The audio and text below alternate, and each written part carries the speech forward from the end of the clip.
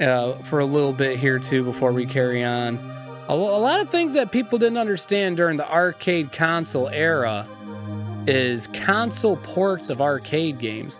Now, see, me as a kid, my first taste of this was around, I was in the first grade, and I played Ninja Turtles, the arcade game, in the arcades for the first time, okay? And I was like, wow, this game is so awesome. The visuals are crazy, and like the sounds were amazing. Like, you know, as arcade games were back then, they were purposely made to be better than console games, right?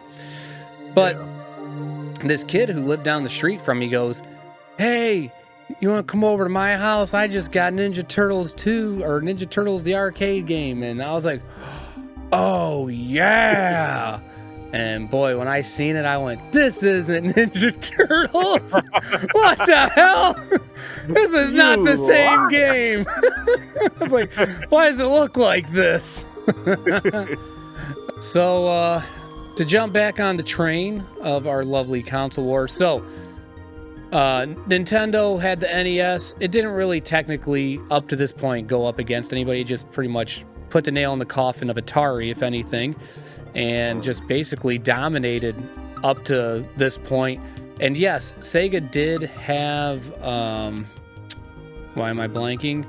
Master System.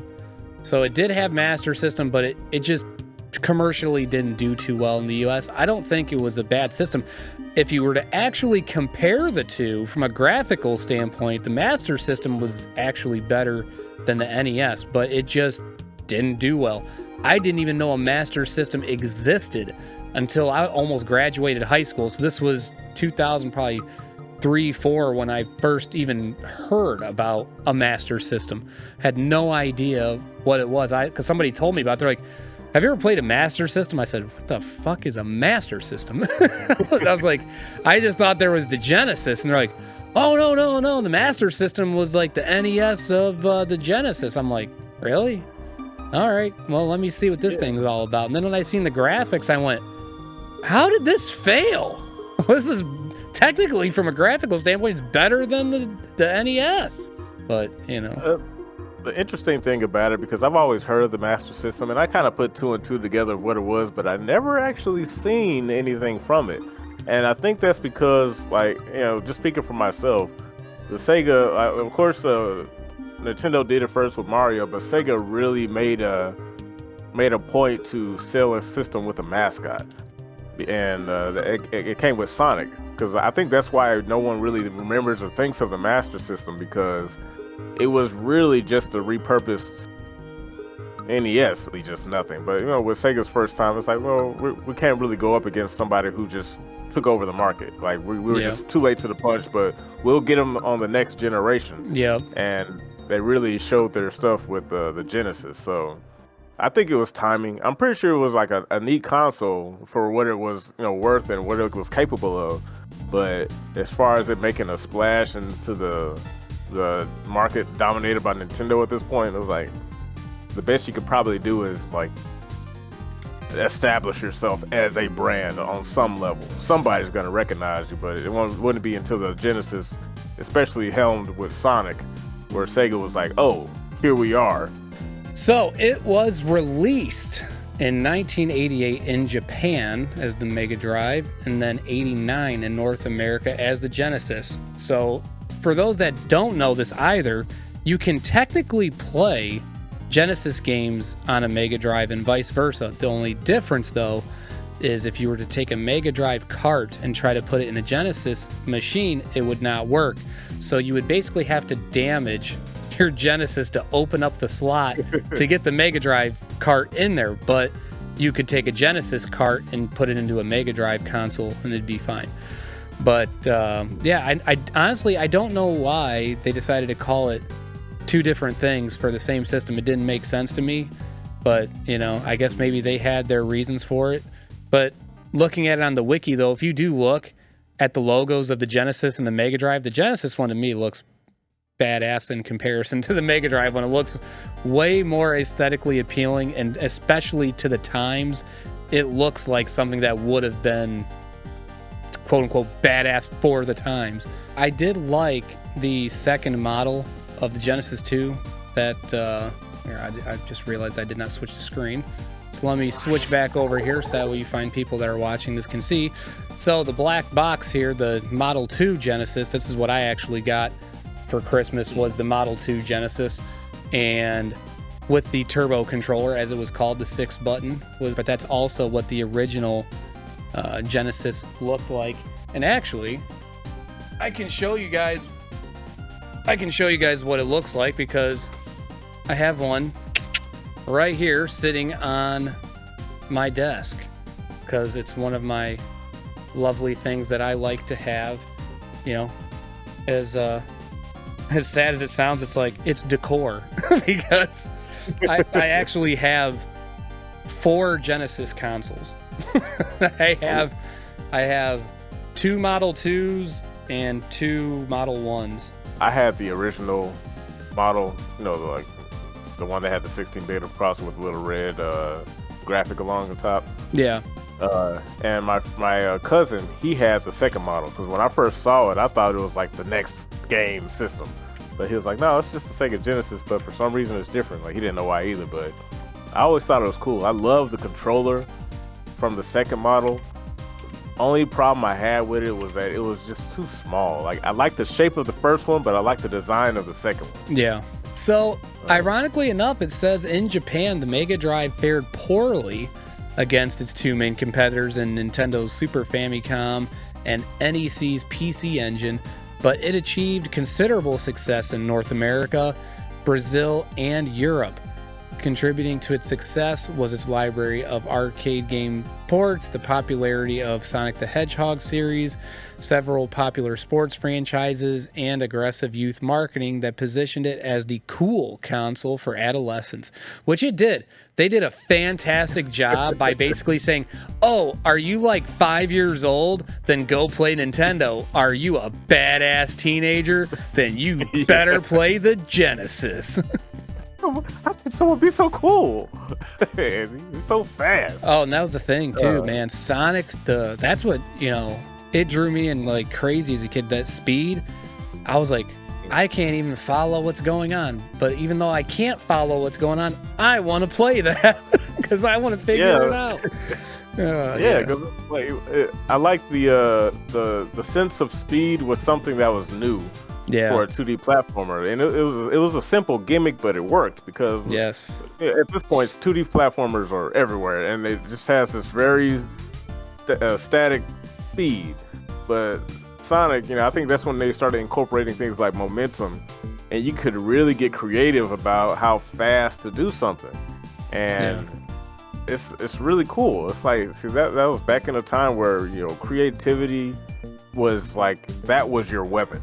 Like, you can have all the power in the system, but unless you make something that's truly cool, unique, or different, it wouldn't matter. So it says in the launch, the main reason why that it struggled in Japan was it says it was overshadowed by Nintendo's release of Super Mario Bros. 3 a week earlier. I could see that as bad timing for the launch. And at the time, Super Mario Bros. 3 was like, I mean, I can't even remember it being released because it was 88. I can still, though, remember when I was because like my most vivid memories, I'm like around the first grade, so 6-7 years range. People were still at that point in time playing the crap out of Super Mario Bros. 3. You mentioned it, like, oh, you got Super Mario Bros. 3. Oh my God, like everyone loved that game, and this was again 92, 93. You said it was in Japan mainly. So yeah. I'm not too surprised because, Japan is a much different economy, and with Nintendo pretty, it dominated in the West, but I can only imagine what kind of dominating it was doing over there. Yeah. Because it's like, the country's already kind of one way, and to have a second Japanese competitor versus something that's already there is kind of like, I really do think America gets deserves a lot of credit for really putting Sega on the map at the time, because even though like it didn't do it well in Japan, as you said, the financial gains the Genesis made it over here in the West probably what kept it going. before they just decided to make stupid business decision, which they should not have done in the West. Like, sell your games over here, but don't take our advice. We clearly don't know what we're talking about. Exactly. So it goes on that Sega announced the North American release date for the system on January 9th of 89. Excuse me. So it said Sega did not possess a North American sales and marketing organization and was distributing its master system through Tonka, which that I didn't know. That's something new. Tonka trucks, Tonka. Exactly.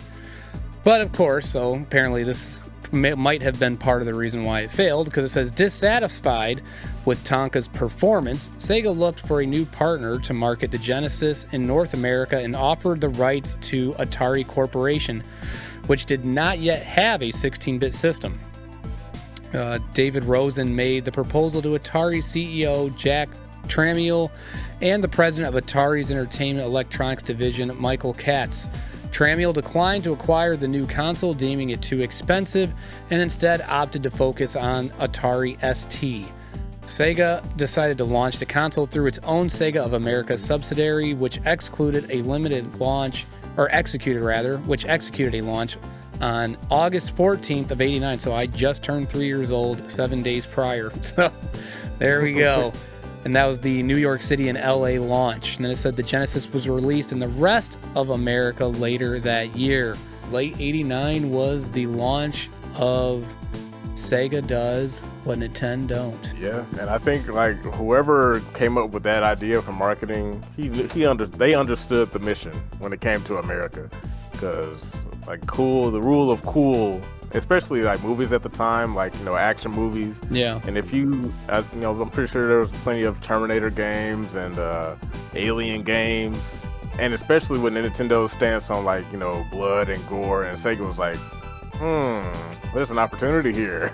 Sega does what Nintendo don't. Yeah, you know, if you want the censored baby version, get it on a Nintendo system. But if you're a badass teen who's too cool for school, yeah, get it on the Sega Genesis. That's right. You can see all the cool stuff.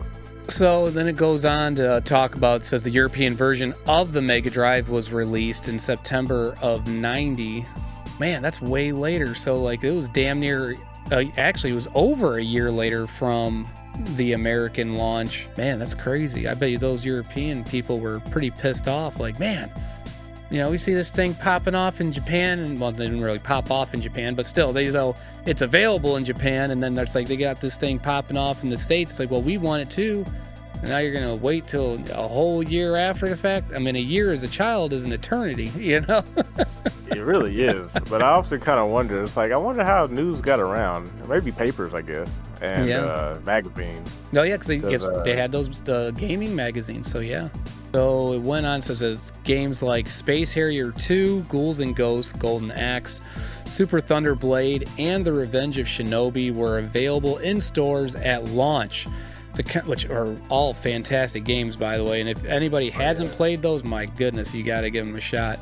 So this was a stat that I found interesting that we talked about last time. So by January of 92, Sega controlled 65% of the 16-bit console market. Like I said, by January of 92. Said the first time Nintendo had not been the console leader since 85. Super Retro Force.